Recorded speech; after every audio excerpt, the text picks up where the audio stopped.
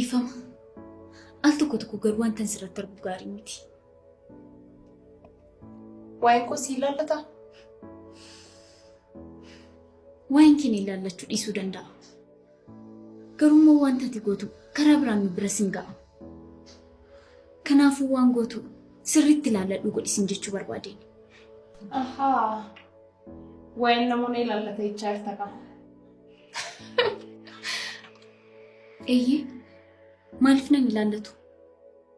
Waliin nan hojjedhamti? Nutis waliin hojjenna. Isayyuu si dura waliin turre.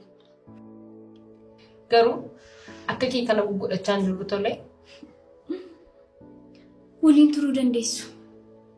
Ani garuu waa'ee waliin turuu osoo hin taane waa'ee waliif yaaduun dubbachaa jira. Sitti immoo yoo dandeesse giiftiidhaan jaallatamuuf jettee waan argite hunda naaseen.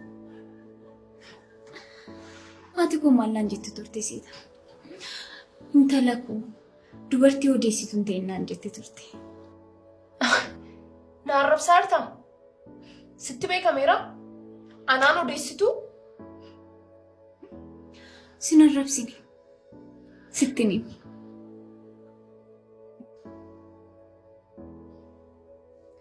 Hundaafuu of qabitulee. Odeessitu?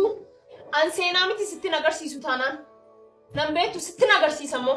Kan harka keetii argatta.